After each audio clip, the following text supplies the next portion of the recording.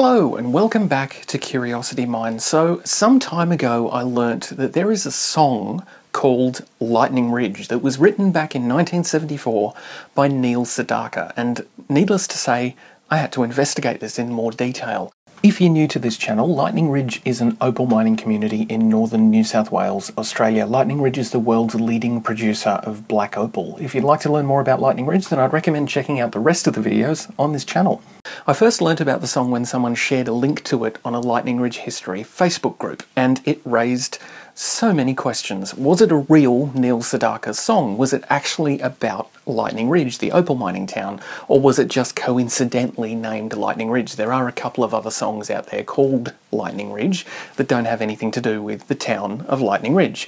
And if it was a real Neil Sedaka song and based on Lightning Ridge, how did it come to be? Well, let's answer those questions. So this is Lightning Ridge by Neil Sedaka, or at least this is the single on which Lightning Ridge is a B-side. Have you ever tried to dig down deep inside your mind? According to my YouTube demographics, most of you are in the age group to be familiar with Neil Sedaka. But if you're not, Neil Sedaka is a very successful pop singer and songwriter from the 1960s and onwards. If you're a younger person, one of his songs that you might be familiar with is Calendar Girl, which was used in the 2016 Ryan Reynolds Deadpool movie.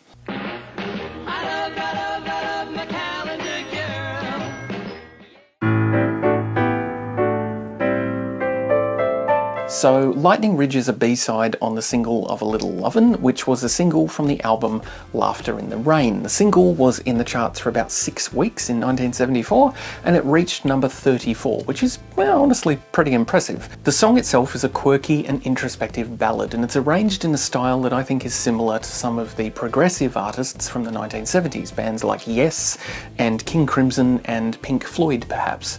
Neil Sedaka was primarily a pop artist, with most of his successful music being fairly mainstream 60s and 70s pop. So an arrangement like Lightning Ridge is very much a departure from his usual compositions. I can't play you the entire song because that would make YouTube unhappy, but if you'd like to listen to the whole thing, there's a link here to what I understand to be a somewhat official upload of the entire track. Please click on that card or the link in the description to hear the original recording in its entirety. Also, since the COVID pandemic started in 2020, Neil Sedaka has been posting little mini concerts on his YouTube channel where he'll play 2 or 3 of his famous songs, or maybe one big song and a couple of little ones, on the piano in his living room with a bit of commentary and a little bit of background. He's actually performed Lightning Ridge twice on these mini concerts. One of them is a pretty peppy and slightly ragtimey version, and the other one is a much slower ballad version with a tempo a bit more like the original recording. So I'll link to both of those down in the description also, they're worth a listen. So just a quick bit of background on where Neil Sedaka was in his career at the time that Lightning Ridge was written. Neil Sedaka did quite well in the early 60s with the success of songs like Breaking Up Is Hard to Do, but unfortunately a little band from Liverpool came along and kind of messed things up, not only for Neil Sedaka but for a lot of popular artists. The Beatles really made a difference. Neil's career in the early 70s was still moving along, but it had slowed down quite a bit from his earlier success.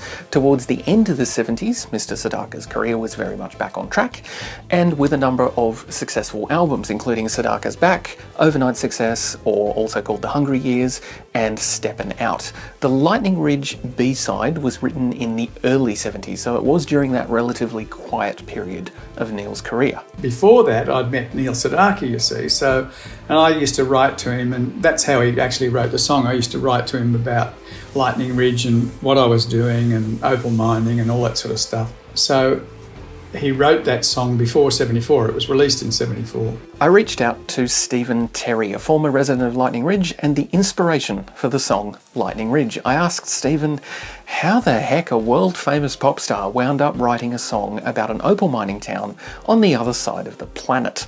Well, you know, I'll go back to the start. In 71, I was working to with the Canadians, but before that I'd known a mate of mine was Rod McNeil, who used to read the ABC National News on television and radio. And Spike Milligan. And I used to get around with that crew, all the ABC people, and every month they used to hold a Thursday luncheon. And you put inverted commas around luncheon because it invariably went on to dinner, you know.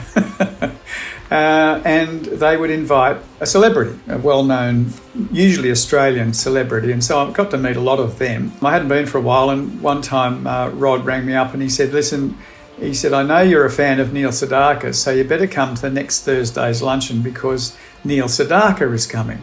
And I said, oh, that'll be great. So off we went, and it was a lovely, lovely lunch. And I met Neil and his wife Leva, and Neil said, I'd love to look at some opals. So I said, yeah, I can bring you up some opals. I'll come up on the weekend. On the weekend, Rod and I went up there, and he had a room with a piano and the whole. So he's well set up.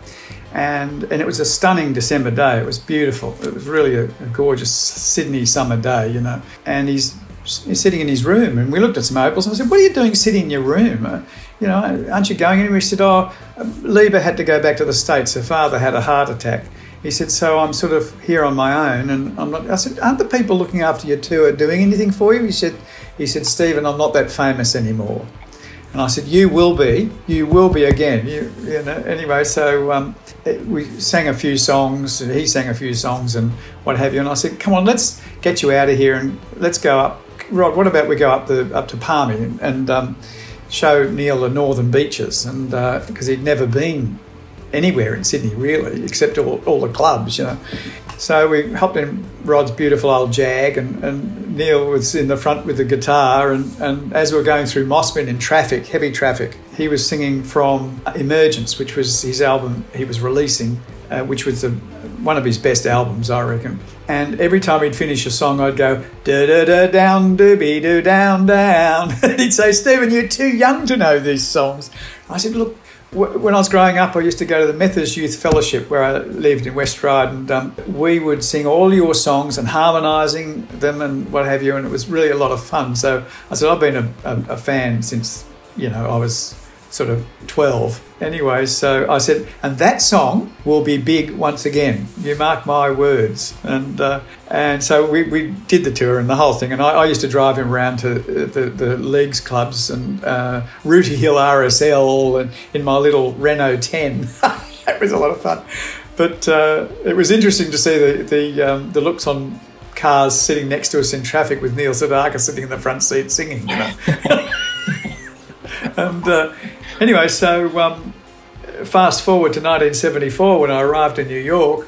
Neil said, I want to show you something. We'll go up to our office. So they had a lovely office up on the 12th floor or something, a building on 5th Avenue. And he said, have a look at this. And all his gold records and awards and were all along the wall. And right up near the window, I've got a photo of it somewhere, but there was a plaque, Breaking Up Is Hard to Do, most played song ever on American radio.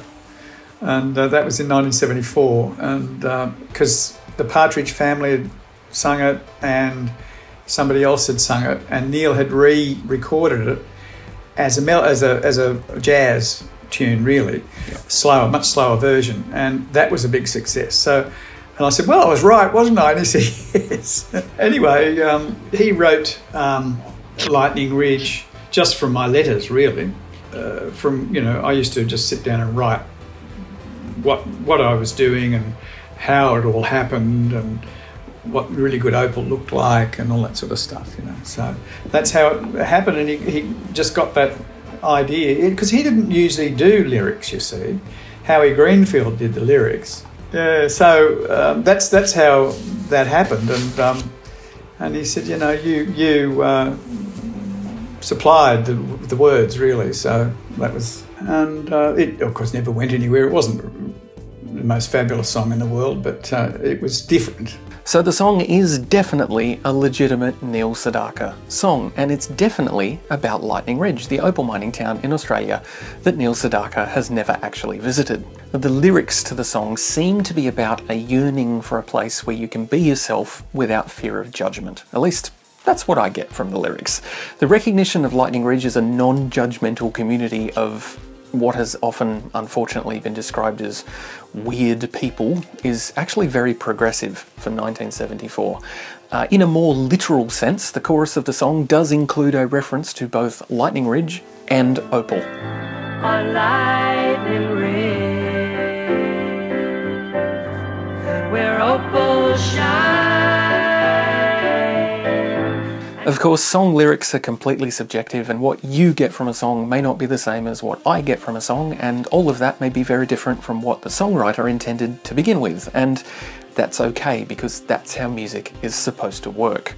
So that answers our questions about the direct link between Lightning Ridge, the town, and Lightning Ridge, the song. It's definitely related, and Neil wrote the song based on letters and conversations that he had with Stephen in the early 70s. But what was Lightning Ridge like in 1974?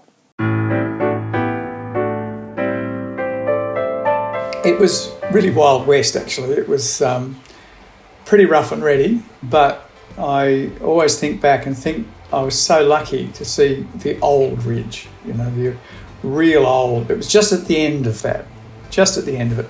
And it was quite a lot of fun, you know, because 21, I mean, you know, you're 6 foot high and bulletproof, you know. Lightning Ridge in the 1970s was a very different place to Lightning Ridge today. The town was still very isolated in the 70s. It was difficult to get to, it was mostly dirt roads, but the opal industry was just coming off the high of the 1960s, and it was heading into the heyday, or what is largely recognised as the heyday of the 1980s. So financially, it was a pretty good place to be, provided that you were willing to put the hard work in. The town was tiny, and it was, you know, there's a strip of bitumen and everything else was dirt, but it was a hell of a lot of fun in those days. Go down to the Diggers on a Friday evening for a drink, you know, it was the corner bar.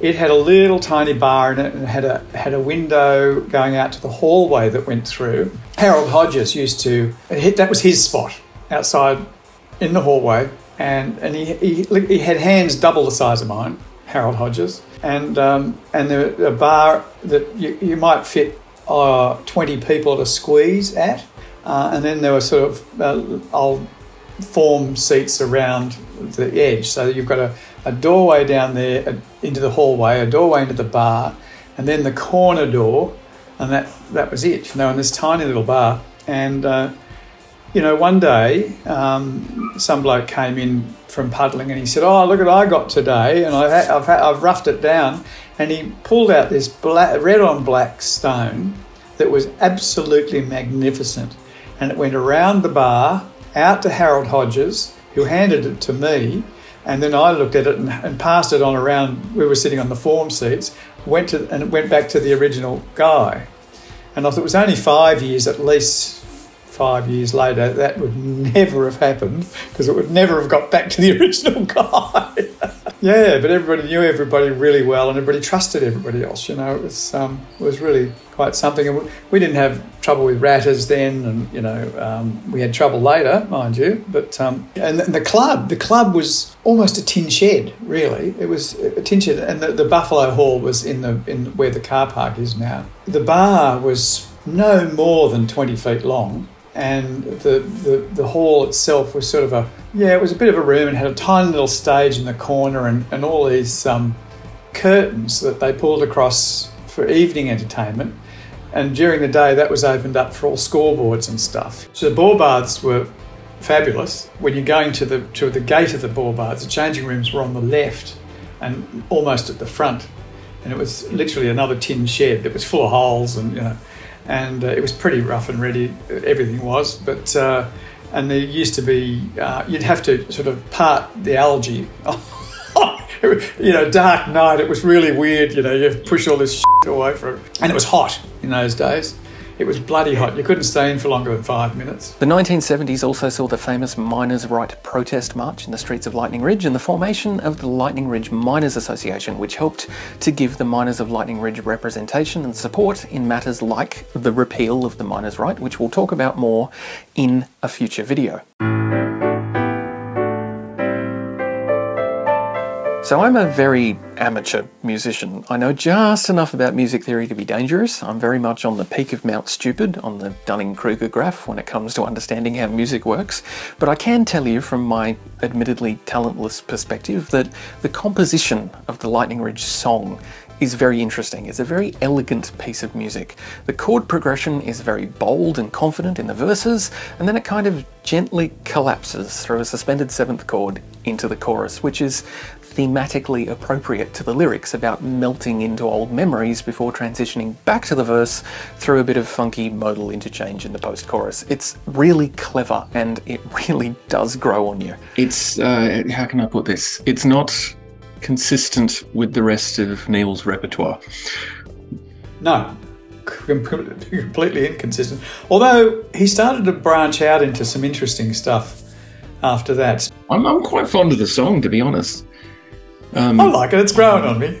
Yeah, well, I have to say the same thing. It's had the whole character arc of evolution with me. It started off, the first time I heard it, I think someone shared it to one of the Lightning Ridge Facebook pages. I was like, what the heck is this? Click. I did. And it may have been.